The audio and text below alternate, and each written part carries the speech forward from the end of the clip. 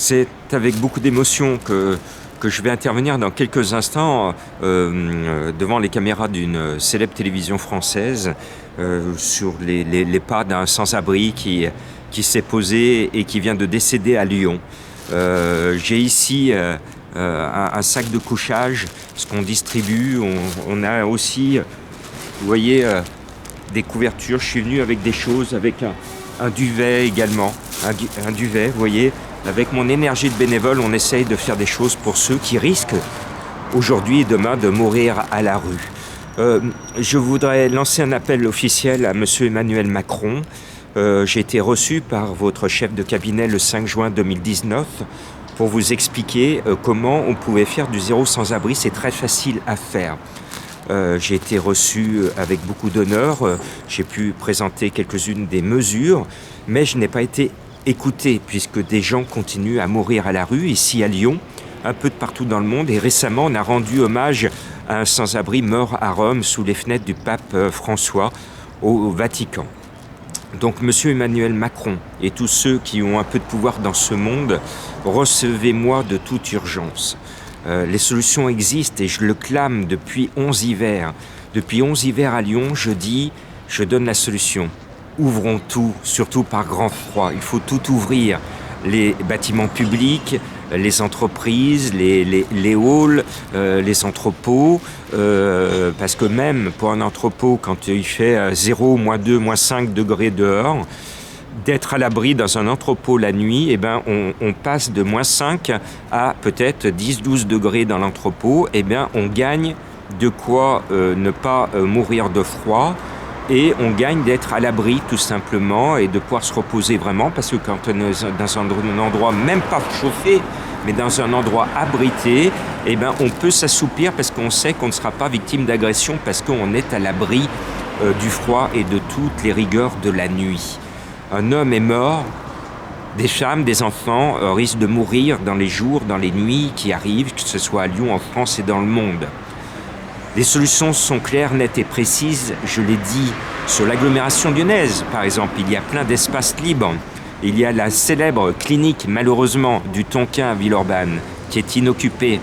Depuis fin 2019, j'ai demandé juste avant le confinement la réquisition de ce bâtiment ex-hospitalier qui est libre de toute activité, de le réquisitionner. Alors à l'époque, je l'ai lancé, je l'ai rappelé au moment du confinement, ça aurait pu être un lieu d'abri pour les personnes soignées 100% Covid et avoir l'espace pour les sans-abri. Je n'ai pas été écouté. Cet espace est toujours libre à Villeurbanne. On marche sur la tête. Il y a un autre hôpital actuellement qui fait la une de l'actualité sur Lyon, qui est encore en activité, mais il baisse ses activités. C'est l'hôpital militaire de Desgenettes. On a énormément d'espace. Moi, je me rappelle une élue du premier, avant le confinement, qui est venue en maraude avec nous, Madame Nathalie Perrin-Gilbert, qui m'a dit « Mais Jean-Marc, il faut savoir que la métropole de Lyon, sur une année, dépense 1 million d'euros pour surveiller par vidéoprotection des bâtiments vides. Des bâtiments vides. 1 million d'euros de l'argent du peuple à surveiller des bâtiments vides. » Alors moi, pour le 11e hiver consécutif à Lyon, je réclame la réquisition de tous ces bâtiments, de tous ces endroits vides, qu'on puisse au moins les mettre à l'abri avec un encadrement minimal, mais un encadrement. Et il vaut mieux être dans un endroit précaire mais à l'abri, plutôt que d'être sur le trottoir par tous les temps, par gel, par grand froid, dans la rue, avec tous les risques que cette personne va avoir, et le risque principal est celui de la mort. Un sans-abri est mort, vous voyez, j'ai de l'émotion, j'arrive même plus à trouver mes mots tellement que je suis ému et que ma douleur me morfond plus profond de moi-même. Donc moi, ce qui me morfond, c'est que je ne suis pas écouté. J'ai eu l'honneur, en octobre 2021, de pouvoir parler les yeux dans les yeux au pape François à Rome. Et je me suis rendu compte à Rome qu'il y avait beaucoup de sans-abri sous les fenêtres du pape. Le Vatican est très grand, on pourrait ouvrir de l'espace là-bas aussi. Un sans-abri est mort à Rome, proche des fenêtres du pape François.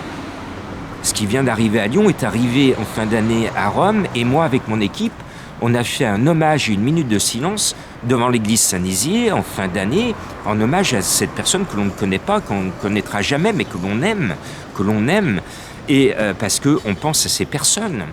Donc, Monsieur le Président de la République, et à vous tous qui regardez cette vidéo, merci d'envoyer ce message au Président Macron. Si vous êtes à l'étranger, merci d'envoyer ce message à votre chef d'État pour qu'il me reçoive et que j'explique en France, dans le monde entier, comment on peut parvenir au zéro sans-abri. J'ai une bénévole, je termine là-dessus, du Gabon, qui en fin d'année est venue nous donner main forte dans nos maraudes. Ça fait 11 hivers que je fais des maraudes pour les sans-abri. Elle m'a dit, mais au Gabon, on n'a pas de sans-abri. Quand une personne est à la rue, on a nos familles, on met cette personne à l'abri, elle ne couche pas dehors. Moi, je suis surprise, puisque c'était une fille, une bénévole, elle m'a dit, je suis surprise de voir ici en France, pays évolué, des gens à la rue, à méditer, Monsieur le Président de la République française. Voilà, Monsieur le Président de la République, on est dans une situation terrible et on vous appelle au secours de nouveau. Donnez la main don de soi. Pour cet épisode de coronavirus, vous le savez, vous avez besoin de lits, vous avez besoin de matériel. On a vu cet hôpital militaire qui s'est monté rapidement. On a vu qu'en Chine, en Russie, on déploie beaucoup d'énergie pour construire à la va-vite, face à l'urgence, des hôpitaux. Eh bien, Monsieur le Président de la République, apparemment, vous n'êtes pas au courant, mais ici, sur l'agglomération lyonnaise, vous avez un bâtiment qui vous tend les bras. C'est l'ex-clinique du Tonkin. Cette clinique de Tonkin, aujourd'hui, pourrait être référente. Nous, on avait demandé sa réquisition dès le mois de novembre avec un collectif d'associations humanitaires de réquisitionner ce bâtiment pour les sans-abri pendant le plan froid. On n'a pas été écoutés. Si nous avions été écoutés, aujourd'hui, cette ex-clinique serait référente, non seulement pour les sans-abri, mais pour le coronavirus. Donc, ce que je vous demande, Monsieur le Président de la République, c'est de faire une réquisition militaire de ce bâtiment pour en faire un hôpital d'urgence face au corona. Je vous le demande, et comme jusqu'à présent, vous ne répondez pas à mes appels, je me mets à genoux. Je vous supplie, Monsieur le Président de la République, pour sauver des vies de Français, de gens qui sont dans la souffrance actuellement face à ce virus, je vous supplie, Monsieur le Président de la République, de demander à vos militaires de réquisitionner ce site, cet ancien site de clinique. Il suffit de faire tomber ce mur, de demander aux militaires de venir installer tout leur matériel et qu'on ait ici un endroit dédié, d'urgence. Vous avez déplacé récemment par TGV spécial des personnes pour désengorger la région la plus touchée. Alors que vous avez ici un site qui s'y prêterait. Alors nous, on ne comprend plus donner la main dans le soi. On est des bénévoles, Monsieur le Président de la République. Eh bien, j'espère de tout cœur, vous voyez, je suis vraiment à genoux. Réquisitionnez. Prenez la décision. Et les militaires, ils ont du matériel. Ils vont pouvoir prendre possession de ce bâtiment et lui redonner vie pour sauver des vies.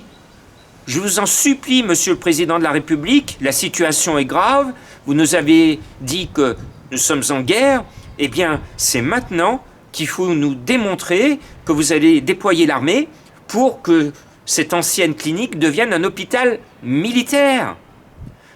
Cela tombe sous le bon sens. C'est un message complètement bénévole et désintéressé de Donner la main don de soi, qui est une association 100% bénévole avec 0% de subvention que nous ne réclamons pas, Monsieur le Président de la République. Nous, ce que l'on réclame, c'est que vous et que tous les élus nous entendent. On a des mesures, j'ai été reçu, je vous en remercie, à l'Élysée au mois de juin 2019. Je vous ai proposé auprès de votre équipe toute une série de mesures pour les plus démunis. On n'a pas été écouté, mais j'ai bon espoir qu'on soit écouté. Donner la main don de soi, on est là pour vous donner plein d'idées, de mesures concrètes, d'urgence et pérennes, pour que notre pays aille mieux. Vous avez en face de vous des gens, comme un peu partout en France et un peu partout dans le monde, des gens qui ont envie de changer en bien ce monde. Pour l'instant, il y a une urgence. Nos mains sont là, tous mes bénévoles sont là, et on sera là pour aider peut-être à l'organisation de cet hôpital, pour sauver des vies, parce que vous le voyez, aidez-nous à sauver des vies, c'est notre devise. Aidez-nous à sauver des vies. Merci, Monsieur le Président de la République.